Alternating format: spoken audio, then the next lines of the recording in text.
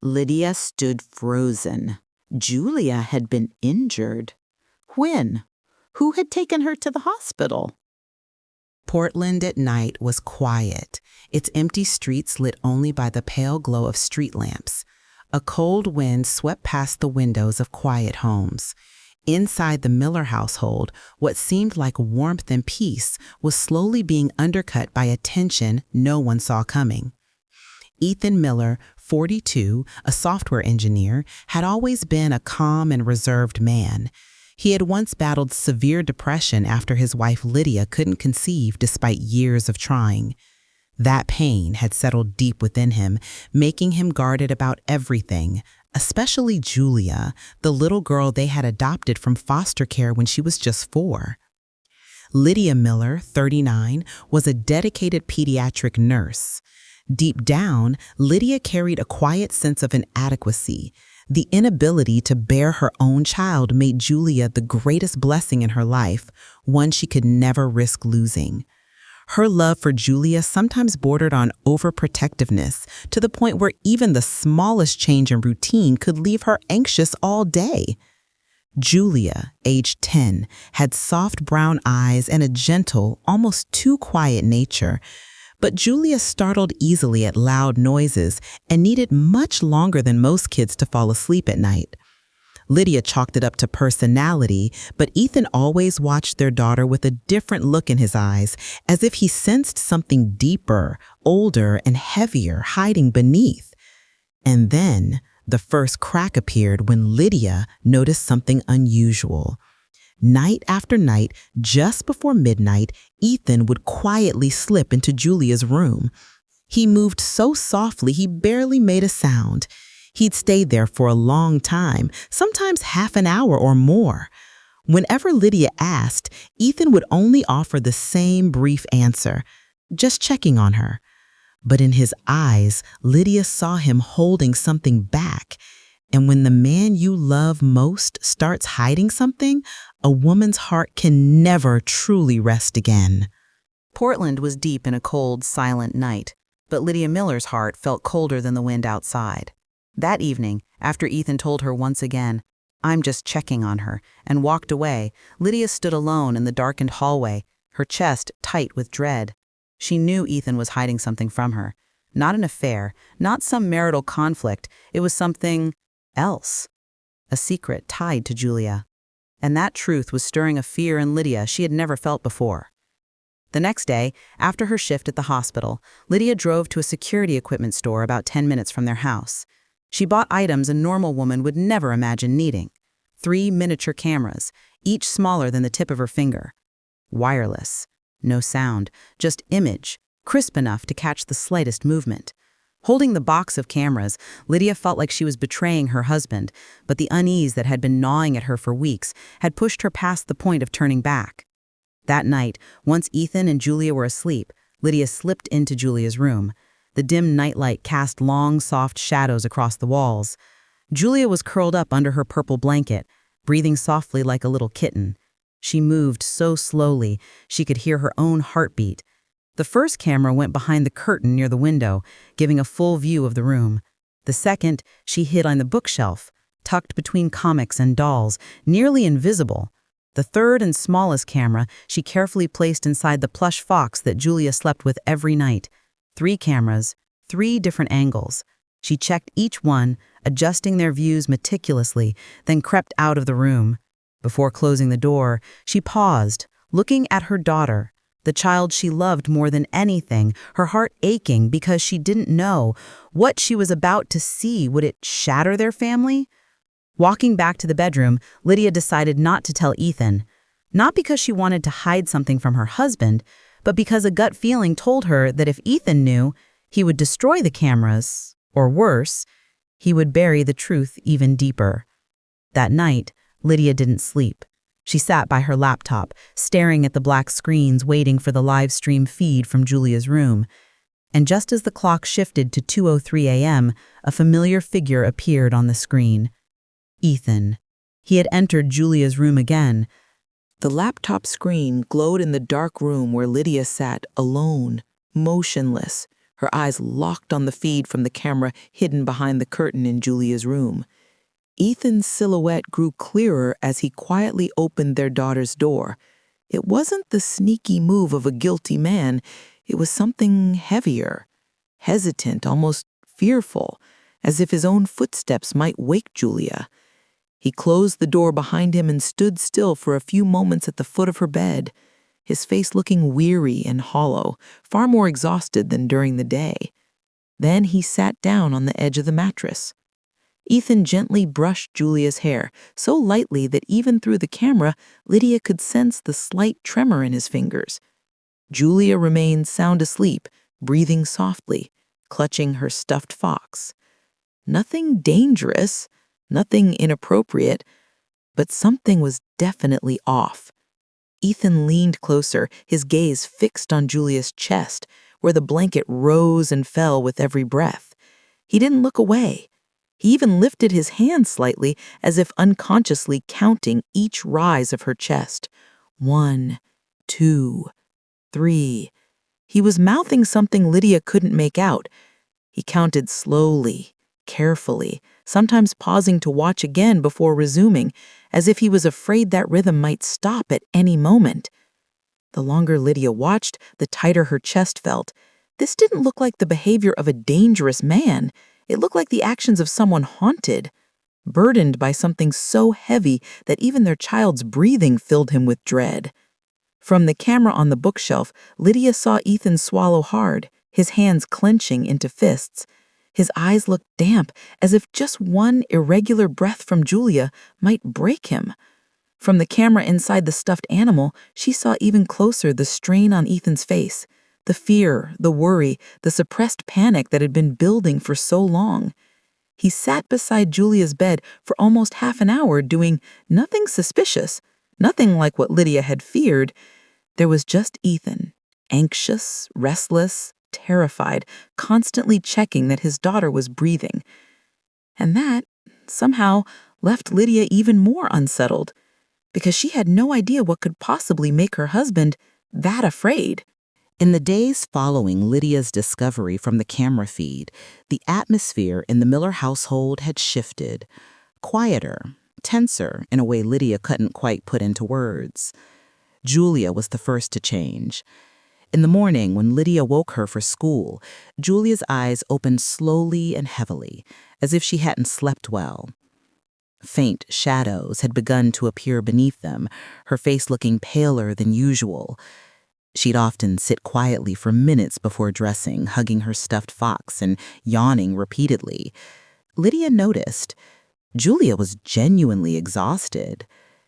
At breakfast, Julia only picked at her pancake, her gaze distant. When Lydia asked, "Are you feeling okay, sweetie?" Julia shook her head, but there was a flicker of hesitation in her small eyes.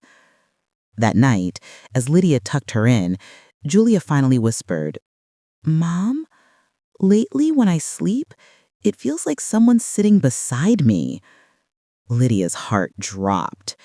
She knew exactly who it was. She knew exactly how many times that figure had appeared on the camera feed.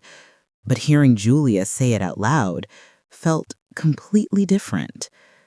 Julia pulled the blanket tightly around her, her voice trembling slightly. "It's like someone's watching me while I sleep." A cold shiver ran down Lydia's spine. Ethan wasn't harming Julia, Lydia knew that. But his nightly vigils, sitting silently for long stretches, counting her breaths, keeping her in a state of subtle unease, were clearly affecting their daughter. All day at the hospital, Lydia couldn't stop thinking about what Julia said. Julia had always been a sensitive child, easily startled, with a history of small traumas that Lydia had once brushed off as minor. Now, Ethan's nightly visits were making everything worse. The following evening, Julia was so tired she fell asleep on the sofa before she could even brush her teeth. As Lydia carried her to bed, she noticed Julia flinching instinctively at the sound of footsteps in the hallway. Ethan's footsteps. That kind of reaction couldn't be ignored. Lydia began to fear that Julia's fragile state would only worsen if things continued this way. And that fear grew inside Lydia with every passing day, every passing hour. Witnessing Julia's growing exhaustion and the anxiety that shadowed her, Lydia began watching Ethan more closely, quietly, warily, like a mother's instinct to protect her child. Every morning, as Ethan settled at his workspace in the living room, Lydia noticed he always opened the same familiar website before beginning his coding tasks, a medical records portal. The tiny text on the screen left Lydia unsettled. These were Julia's old medical files, hospital visits from years ago, even before they had adopted her. She couldn't understand why Ethan was reviewing those records so often. The next evening, while Ethan was working, Lydia glimpsed from the kitchen as he scrolled through article after article. Sleep apnea in children, parental trauma after child's near-death experience, signs of post-traumatic stress in young children. Each headline pierced Lydia's mind like a needle. What was he so afraid of? What had happened to Julia that Lydia knew nothing about? Deep down, Lydia had always told herself that Julia was just a sensitive little girl who'd had some minor difficulties in foster care. But the articles Ethan read painted a different picture, darker, deeper, as though he was preparing for something Lydia had never heard him mention. Later that night, while Ethan was showering, Lydia slipped over to his computer. The screen was still open to a tab labeled Mild Head Trauma at Age 4, Julia. But what made Lydia's heart race even more was the search query just above it. Delayed onset of childhood psychological trauma after years. Lydia stood frozen. Julia had been injured? When? Who had taken her to the hospital? Why? Had Ethan never told her? She swallowed, a bitter taste rising in her throat. The puzzle pieces were scattered, but there was danger in them, and Lydia knew then that Ethan was hiding something far from small. From that moment on, Lydia understood. Her husband was carrying a truth about their daughter he'd never shared. That afternoon, during the busiest part of Lydia's shift at the hospital, her phone began buzzing insistently. It was Julia's homeroom teacher. The moment Lydia answered, her heart sank. Julia fell on the stairs during recess. We've called an ambulance. Ethan is on his way. Those short sentences were enough to shatter Lydia's calm. She swapped shifts immediately and rushed to the emergency unit. But by the time she arrived, the examination room doors were closed. Ethan stood outside, hands clenched, face pale.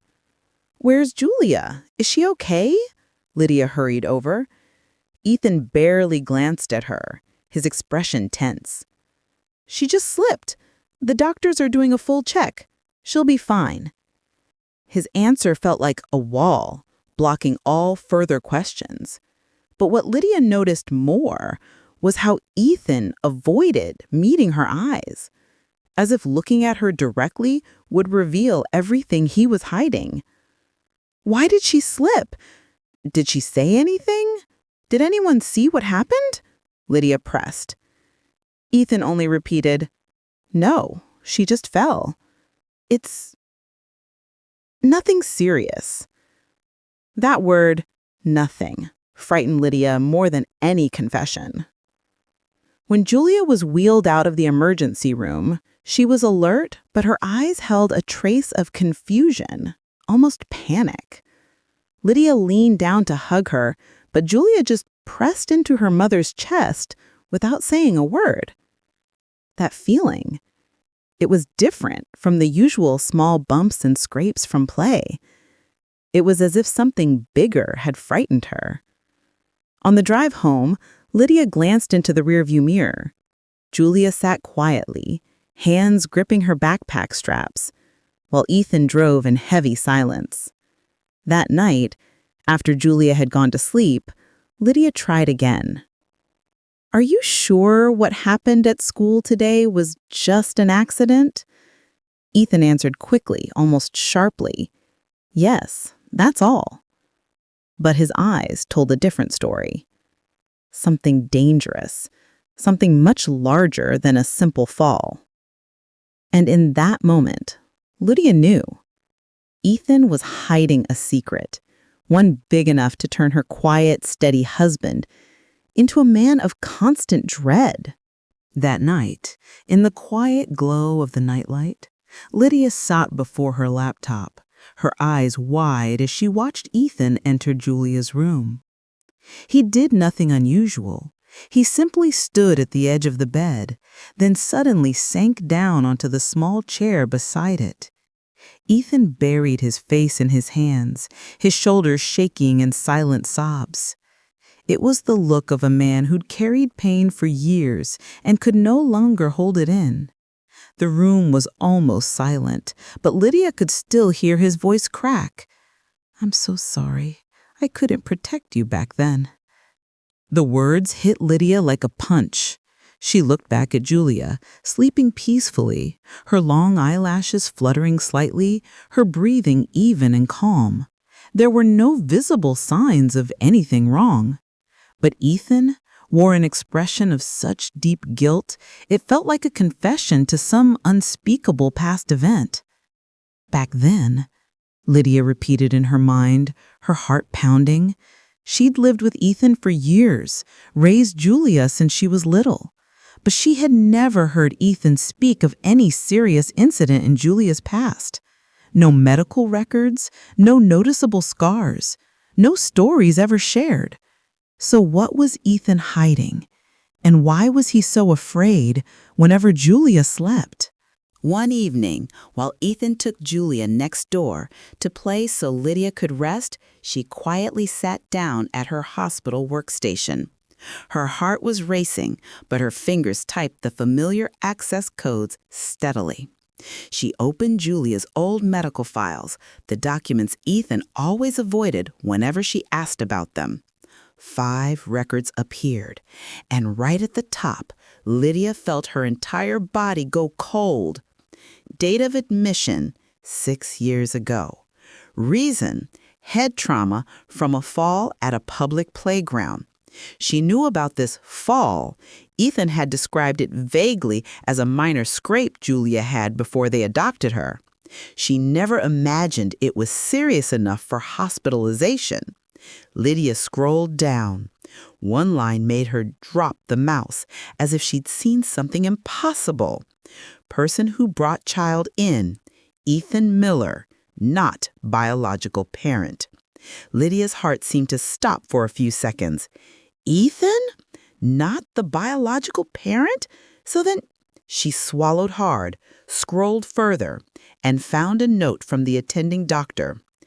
Male accompanying patient appeared highly distressed, refused to release the child, claimed he tried to prevent the accident, but gave no further details. Lydia sat frozen. She thought she knew everything about Ethan from the day they decided to adopt Julia. She thought their story began at adoption. But the truth was, Ethan had met Julia before that. Ethan had been there for Julia before that. Ethan had been connected to her, even obsessed with her, from earlier. And he had never once told her, not a word. Lydia felt as if the sky were falling around her, a massive truth waiting to be faced. Why had Ethan hidden this? And what really happened that day when he couldn't protect Julia? That night, after Julia had gone to bed, Lydia stood leaning against the living room doorway, arms crossed, her expression colder than Ethan had ever seen. Ethan walked in from the kitchen, drying his hands with a paper towel. He froze when he saw the look on his wife's face. "Ethan," Lydia said, her voice calm but heavy with tension. "The records show it was you who brought Julia to the hospital 6 years ago. Why didn't you ever tell me?" Ethan stood still for a few seconds. Then he forced a weak smile. "That isn't important, Lydia. I was just there by chance. It was a long time ago. There's no point bringing it up now. Lydia took a step forward. Not important? She emphasized each word. You hid that from me for 6 years. You've been looking through her old files. You sneak into her room every night. And now you're saying it's not important? Ethan lowered his head, avoiding her eyes. Lydia, I just didn't want you to worry. It's in the past. I don't want to dig it up. Please trust me. But the way he evaded her, the tremor in his voice, and the way he kept shifting the subject only made Lydia more certain she was touching a wound Ethan had buried deep. Lydia stared at her husband. Ethan, what you're hiding has to do with Julia's head injury, doesn't it? Ethan closed his eyes, sighed. Lydia, please, don't ask any more. That plea, soft, desperate, only made Lydia more certain. Ethan was keeping a secret he absolutely did not want her to know. And that secret was tied directly to that day, the event that haunted him so deeply he had to sit by his daughter's side each night. That afternoon, Lydia sat brushing Julia's hair in her bedroom. The late-day sun filtered through the window, casting a soft golden light over the girl's soft brown hair. Lydia kept her voice as gentle and natural as possible as she asked, Sweetie, have you been scared of anything lately? Anything keeping you from sleeping? Julia hesitated for a moment, then whispered, I'm just scared of the railing. Lydia's hand froze. Which railing, honey? Julia twirled her fingers, avoiding eye contact. Yesterday, Dad Ethan told me I shouldn't stand near the railing anymore. He said, the last time I fell from it, so I have to be careful now. Lydia's heart tightened. You fell from a railing?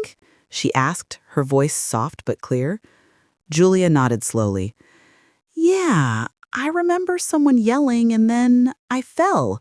My head really hurt. I even remember the smell of smoke. Lydia felt her whole body tremble. These details didn't match the hospital records at all. According to the records, Julia fell on a playground from a low height with a minor head injury. No railing, no smoke, no shouting. Are you sure, Julia? Lydia pressed gently.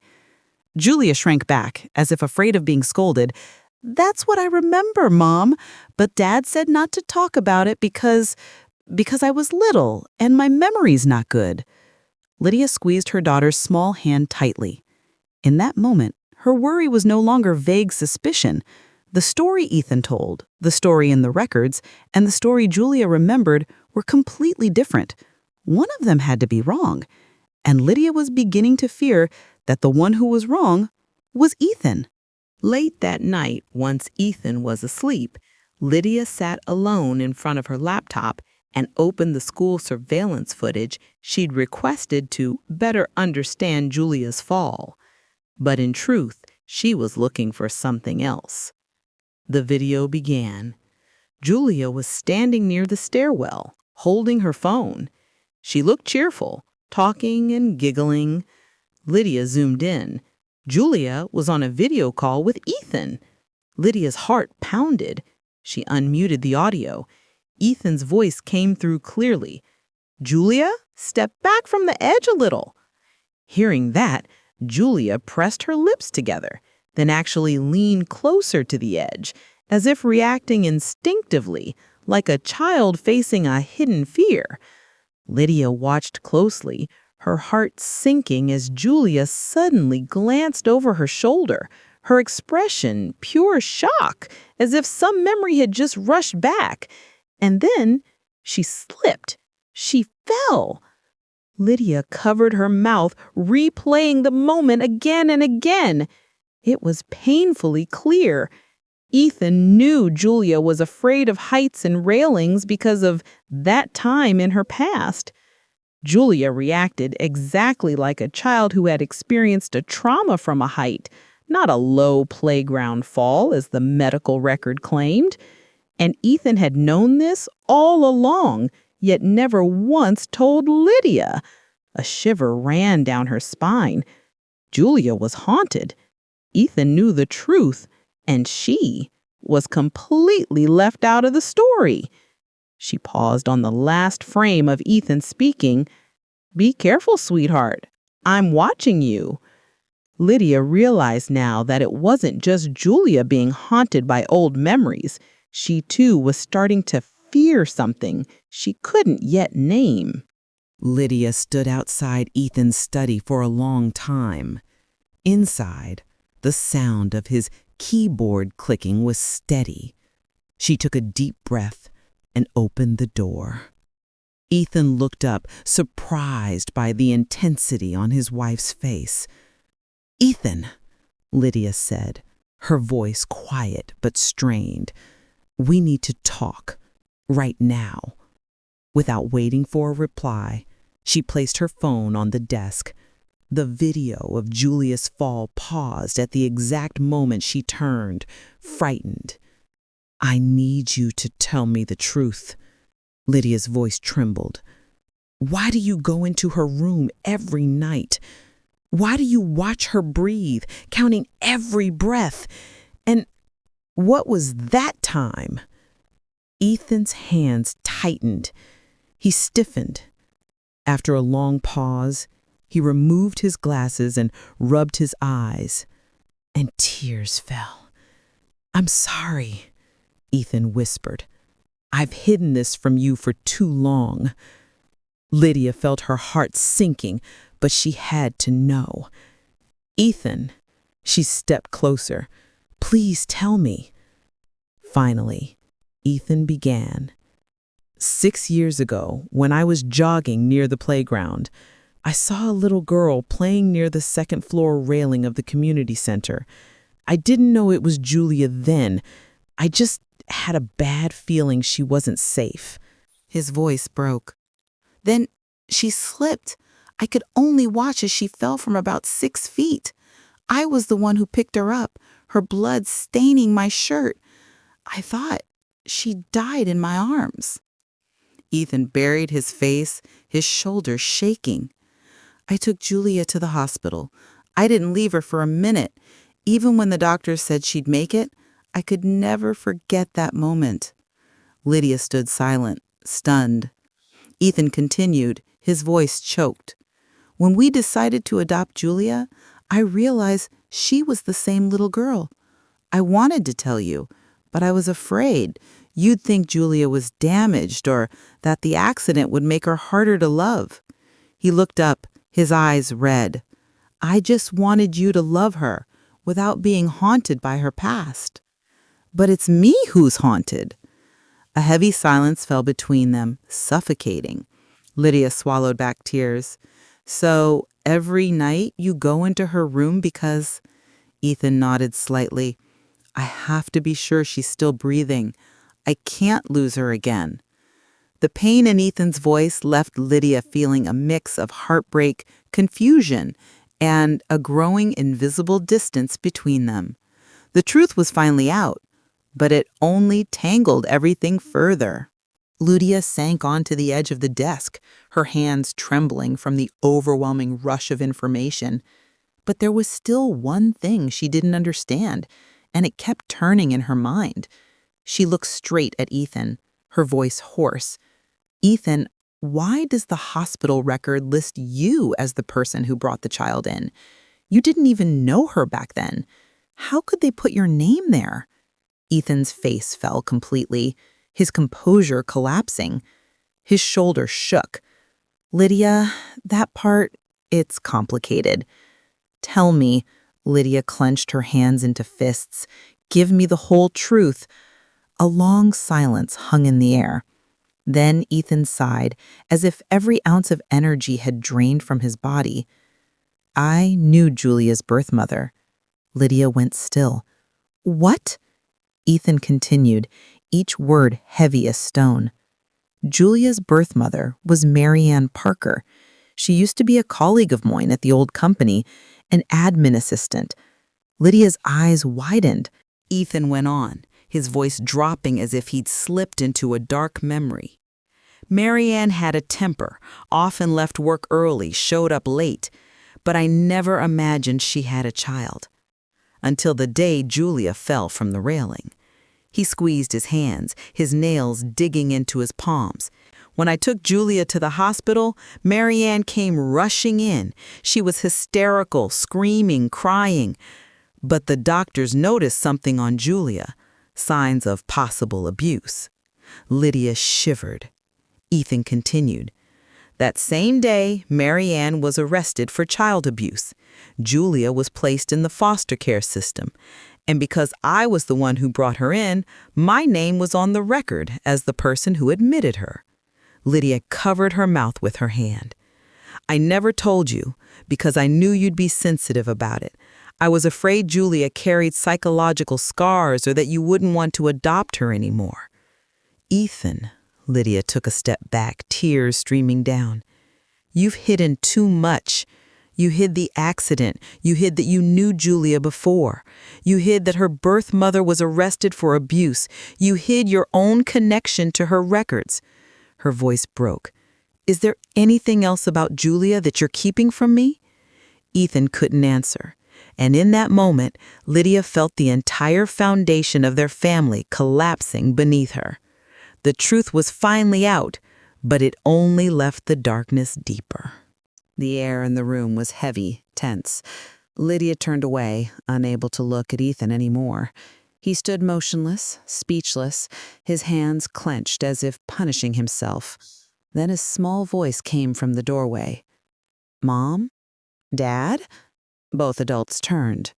Julia stood there, her brown hair slightly tousled, her big eyes wide and wet with unshed tears. Neither knew how long she had been listening. Lydia moved toward her. Julia, you shouldn't be... But Julia shook her head, her voice trembling. I remember. That time, it wasn't just a fall. Both parents froze. Julia swallowed hard, then continued in a voice so soft it was barely a whisper. Someone pushed me. Ethan staggered as if struck. Lydia's mouth fell open, disbelief flooding her. Julia, what are you saying? Lydia asked, her voice shaking. Julia hugged her own arms, her gaze fixed on the floor. I remember. I was standing near the railing. I heard someone yell, "Don't stand there." I turned, and then a hand, so strong, pushed me. Lydia's heart felt like it was being squeezed.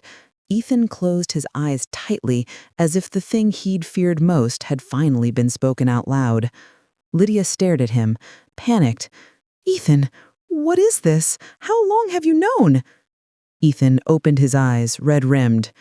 The day I carried her into the hospital, Julia was delirious, but she mumbled one thing. Mom pushed me. The room seemed to shatter around them. Lydia covered her mouth with her hands. Julia trembled with fear. Ethan continued, each word cutting into him. I suspected Marianne, but there was no proof. She denied everything. The police couldn't conclude anything. And I thought if Julia remembered that truth as she grew up, it would destroy her. Lydia began to cry. So, Ethan said, his voice choked, I chose silence. I let her believe it was just an accident. I carried that weight for years, just to protect her from a memory too cruel for a child to bear. Julia stepped closer to Ethan, her small hand clutching his. Dad, I'm not mad at you. I'm just scared. I remembered. Ethan held her tight, tears falling into her hair. Lydia looked at father and daughter, feeling the painful truth settle. Ethan hadn't hidden things out of selfishness. He hid them to shield Julia from a past no child should have to carry. In the days that followed the revelation, the atmosphere in the house grew gradually lighter. But it wasn't an instant return to normal. Years-old cracks need time to mend, and they chose to face them instead of running away. Ethan began first. He started seeing a therapist as advised by their family counselor. In those first sessions, Ethan could barely finish a sentence without choking up. The emotional trauma he carried for 6 years, since the moment he saw Julia fall, had embedded itself so deeply it had become a constant obsession. But session by session, Ethan learned how to breathe again, how to release responsibility that wasn't his, and gradually he slept through the night for the first time in years. Lydia also began her own therapy. For her, the pain wasn't just about the secrets, it was about feeling shut out by her husband for so long. That emotional betrayal left her withdrawn and distrustful. In counseling, she learned to understand that Ethan hadn't kept the truth from her because he didn't trust her, but because he didn't trust himself to face it again. They started couples therapy as well, relearning how to talk, how to face hard truths together, and how to move forward. Julia also received support through trauma-focused therapy designed for children. She learned to confront her fear of railings, footsteps behind her, and the feeling of being watched. Step by small step, Julia could stand near a railing with a specialist present. She began sharing the broken fragments of memory she once thought she had to carry alone.